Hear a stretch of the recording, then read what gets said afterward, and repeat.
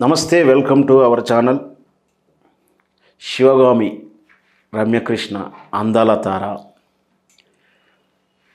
నిన్న తిరుపతి దర్శనానికి వెళ్ళడం, అట్నుంచి హీరోయిన్ అయినటువంటి రోజా, మంత్రి అయినటువంటి రోజా గారు ఆమె ఇంటికి వెళ్ళడం, ఆమెని కలవడం జరిగింది. ఈ నేపథ్యంలో రమ్యకృష్ణ గారు రాజకీయాల్లోకి వస్తున్నట్టుగా, వైఎస్ఆర్పీ పార్టీలోకి వస్తున్నట్టుగా ఒక వార్తలు ఉదంతాలు మనం చూస్తున్నాం. నిజంగా ఈ రమ్యకృష్ణ గారు రోజా గారు కలవడంలో నేపథ్యం ఏంటి, అసలు దాని వెనుక స్నేహపూర్వక కలయికైనా లేదంటే ఏదైనా రాజకీయ నేపథ్యం ఉందా, ఈ విషయాలను కూడా మనతో ఉన్నటువంటి ఇమ్మండి రామారావు గారిని అడిగి పూర్తి వివరాలు తెలుసుకుందాం. నమస్కారం సార్. నమస్తే బాబు. సార్, రమ్యకృష్ణ అంటే మనందరికీ తెలుసు, శివగామిగా ఇప్పుడు బాహుబలి చిత్రంతో ఒక క్యారెక్టర్, అంతకుముందు చూసిన రజనీకాంత్ సినిమాలో కూడా ఆమె వేసిన క్యారెక్టర్ కూడా అద్భుతమైన క్యారెక్టర్. నటిగా మాత్రం ఆమె పెర్ఫార్మెన్స్ కానీ, గ్లామర్ విషయంలో కానీ, ఆ కెరీర్ అంతా కూడా మంచి సినిమాలో చేసింది. స్టార్టింగ్లో ఐరన్ లెగ్ అని పేరు ఉన్నప్పటికీ ఎప్పుడైతే రాఘవేంద్రరావు చిత్రంలో నటించిందో ఆ రోజు నుంచి ఆమె ఫుల్ అందరి స్టార్లతో నటించింది. అంతవరకు బాగానే ఉంది. కృష్ణవంశితోటి ప్రేమించి పెళ్లి చేసుకోవడం, ఆ వైవాహిక జీవితం, ఆ తర్వాత కొంతకాలం సినిమాలకు దూరంగా ఉన్న బాహుబలి లాంటి చిత్రాలతోటి ఇంకా ఫేమస్ అయింది. ఇంతవరకు ఆమె పాజిటివ్ ఉంది, ప్రజల్లో మంచి ఆదరణ ఉంది. సడన్గా రోజా గారిని కలవడంతో నిన్న కలిశారు. దీంతో ఆమె రాజకీయాలకు రాబోతుందని ఒక వార్తని క్రియేట్ చేశారా, లేదా అంచనా వేస్తున్నారా? ఒకవేళ రాజకీయాలకు వస్తే ఎలా ఉంటుంది, లేదా వాళ్ళిద్దరు కలవడంలో ఉద్దేశం ఏంటంటారు? అంటే ఇప్పుడు వైఎస్ఆర్ కాంగ్రెస్ పార్టీలో ఒక గ్లామర్ ఉన్నటువంటి నటి లేదా నటుడు వాళ్ళ తాలూకు సపోర్ట్ కావాలండి. అంటే క్రౌడ్ పుల్లర్స్ కావాలి. గ్లామర్ కావాల్సి వస్తుంది వాళ్ళకు. క్రౌడ్ పుల్లర్స్ అంటే రమ్యకృష్ణ చాలా బాగా పనిచేస్తుంది. ఎందుకంటే రమ్యకృష్ణ పట్ల ఇప్పటికి కూడా యూత్లో లేదా నడివేసి వాళ్ళలో, అప్పుడు యూత్ కదా వాళ్ళు, అందువల్ల మంచి అట్రాక్షన్ ఉంది. రమ్యకృష్ణ అంటే కొంచెం ఆపగానే చూస్తారు, ఆ మాటలు వింటారు, కొంతవరకు ఫాలో అవుతారని చెప్పిన ఆశ్చర్యపోనక్కర్లేదు. అందువల్ల రోజాది ఆల్మోస్ట్ ఆల్ రాజకీయాల్లో 10 ఏళ్ళు నిండిపోయి గనక మా ఇంటికి వస్తే ఏం చేస్తావు, మీ ఇంటికి వస్తే ఏమి ఇస్తావు అనేటువంటి రకంగానే ఉంటుంది అన్నమాట.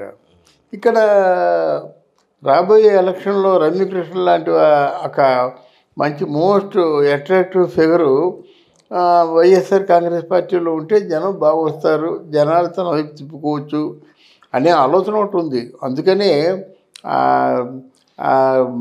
రమ్యకృష్ణకేమో ఇంట్లో స్వాగతం చెప్పే విధానం, పసుపు కుంకాలు కానీ పట్టు చీర కానీ పెట్టే విధానం, పసుపు కుంకాలు ఇచ్చే విధానం, ఇవన్నీ కూడా కొంచెం బాగా ఒక లాంగివిటీ, అంటే ఒక కొంత శాశ్వత కాలం స్నేహాన్ని నిలబెట్టుకునే అంశాలుగా మనం చెప్పుకోవచ్చు. తర్వాత రమ్యకృష్ణ ఒకతే రావడం కాకుండా రమ్యకృష్ణకి చేటంత కొడుకు, అంటే ఎంతవరకు కృష్ణవంశీని అనుకున్నా కానీ కృష్ణవంశీకి రమ్యకృష్ణకి పుట్టిన కొడుకు గడ్డాలు మీసాలు వచ్చేస్తే అనుకోలేదు. ఆయన గడ్డలతో మీసాలతో ఉండడం, వయసునాడులాగా ఉండడం కూడా రమ్యకృష్ణ జీవితంలో కొంచెం చక్కని గర్వకారణాన్ని మలిపే. అది గర్వకారణాన్ని మలుపు అంటే మామూలుగా చిన్న బిడ్డగా ఉన్నప్పుడు చూసాము రమ్యకృష్ణని, ఇప్పుడు ఒకేసారి పెద్ద బిడ్డ అయిపోయాడు, గడ్డాల మీసాలు వచ్చేసాయి. తర్వాత ఆయన అభిలాష దేని మీదో, డైరెక్షన్ మీద, లేకపోతే సినిమా మీద, లేకపోతే కెమెరా మీద ఏదో రకరకాల ఊహాగానాలు వస్తుంటాయి అన్నమాట. దానికి తగినట్టుగానే ఉన్నాడు. ఇక్కడ రోజా మాత్రం ఈ రాజకీయాల వైపు తన ఆల్మోస్ట్ ఆల్ కాంటెంపరీ కదా, ఆవిడకి సరి సమాన వయస్క కనుక ఆవిడ్ని రాజకీయాల్లోకి దింపుతుందని అనుకుందాం మనం. రాజకీయాల్లో దిగింది కూడా ఎవరు? రమ్యకృష్ణ. ఎందుకంటే అసలు ఆల్రెడీ రాజకీయాల్లోనే ఉంది.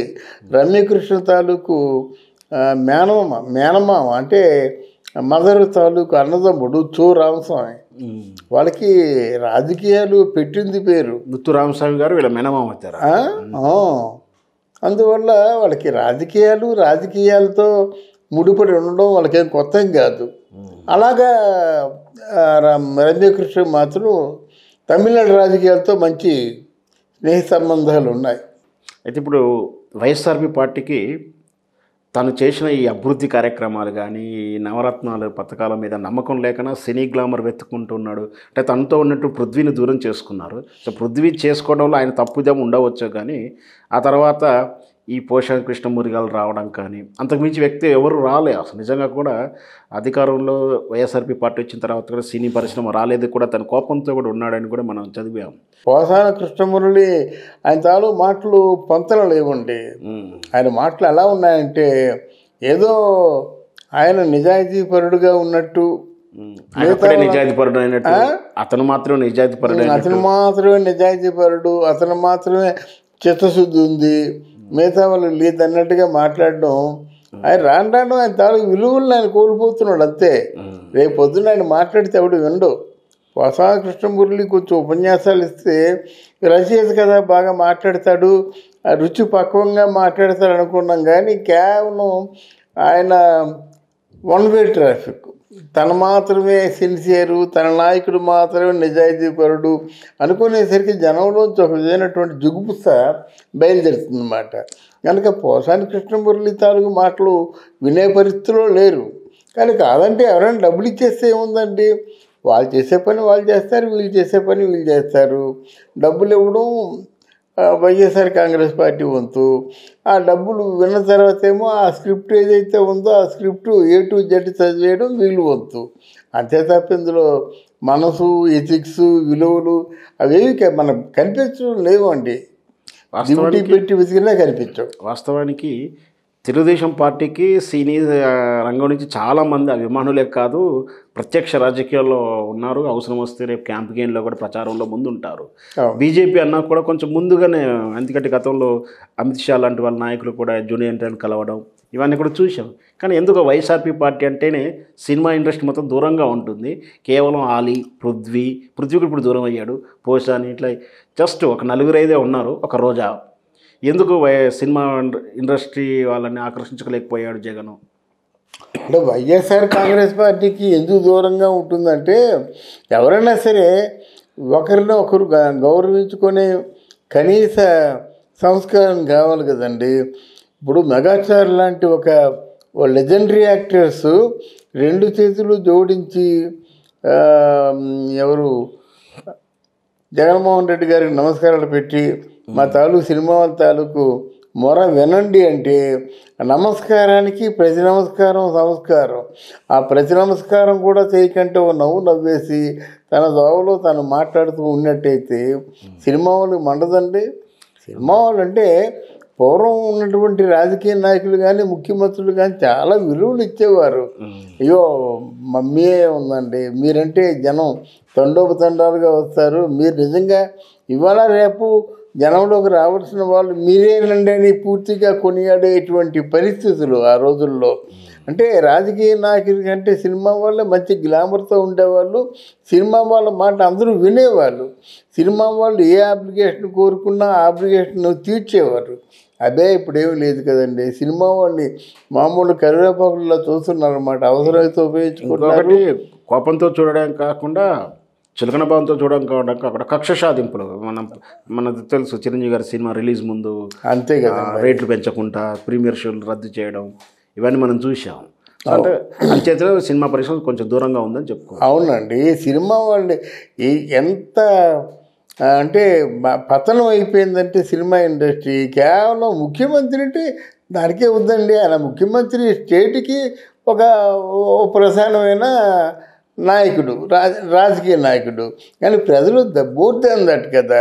ప్రజలు ఆ ముఖ్యమంత్రిని చేసిందే ప్రజలు. ఆ ప్రజలు ఎన్నుకున్నటువంటి వర్గంలో ఉన్నటువంటి శాసనసభ్యులు. మరి వాళ్ళు ఎప్పుడు ముఖ్యమంత్రి కంటే ఎక్కువ నా ఉద్దేశం. ఎందుకంటే వాళ్ళు ఎంపిక చేసుకోకపోయినట్టయితే ముఖ్యమంత్రి ఎక్కడ ఉంటాడు? కనుక ఆ దృష్టి మాత్రం ఎప్పుడూ మర్చిపోకూడదండి. ప్రజలు అల్టిమేటం, ప్రజలు తీర్పు శిరస వహించవలసిందే అనేటువంటి ఒక జీవన సత్యాన్ని వాళ్ళు తెలుసుకుంటే ఎప్పటికైనా బాగుపడతారండి. Thank you sir. Thank you.